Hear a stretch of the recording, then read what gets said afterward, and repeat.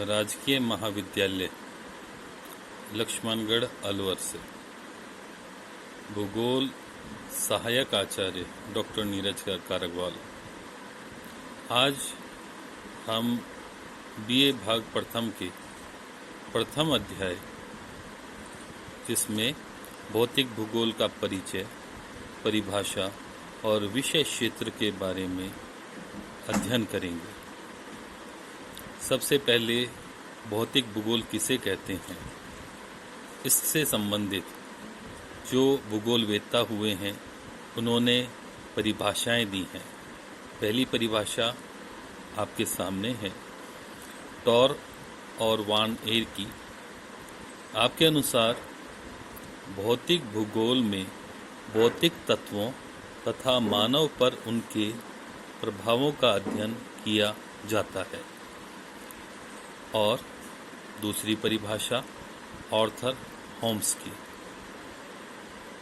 Holmes के अनुसार भौतिक पर्यावरण का अध्ययन अपने आप में भौतिक भूगोल है, जिनमें पृथ्वी का उच्चावच, सागर व महासागर तथा वायु का समावेश किया जाता है।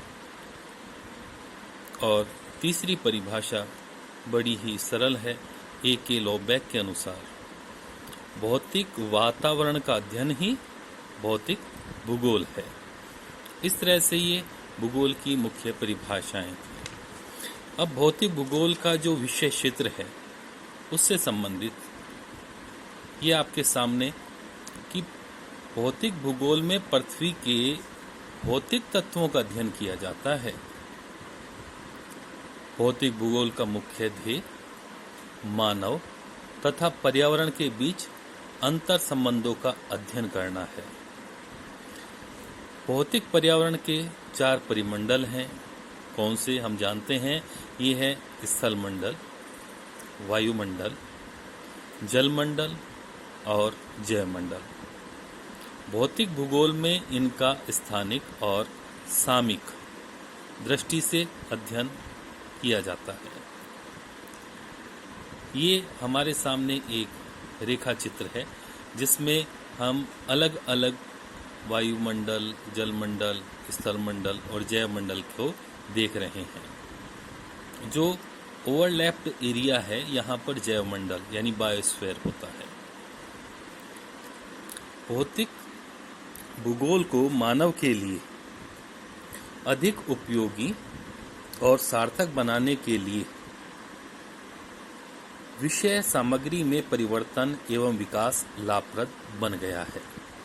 और साथ में ये ज़्यादा हमारे लिए महत्वपूर्ण हो, काम आए, इसके लिए अगला पॉइंट है ये प्राकृतिक संकट और आपदाएं जनधन की अपार हानि करती हैं। इनका अध्ययन भौतिक भूगोल का मुख्य घटक है। और भूआकृति विज्ञान, जल विज्ञान, समुद्र विज्ञान के विभिन्न पक्षों यानी उनके तत्वों का शुद्ध मापन करना और परिणाम ने भौतिक भूगोल को अधिक उपयोगी बना दिया है। ये था भूगोल का विषय क्षेत्र। अब भौतिक भूगोल का समय के साथ में किस प्रकार विकास हुआ, इसको हम 3 भागों में बांट सकते हैं।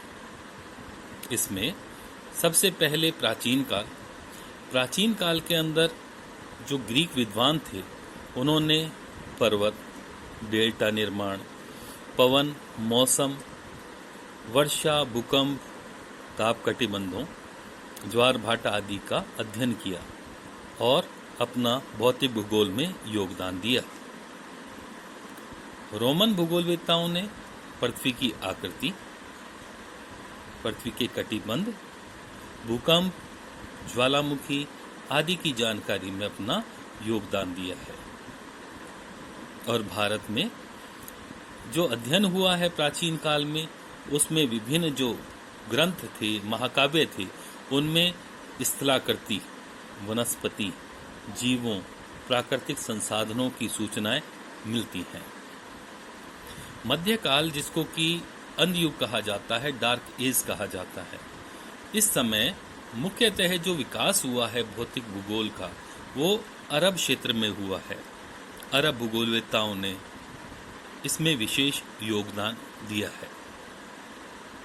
आधुनिक काल के अंदर भौतिक भूगोल के अंदर यूएसए यानी अमेरिका, यूरोप के जो देश हैं, फ्रांस, जर्मनी, इन्होंने बहुत अधिक योगदान दिया है।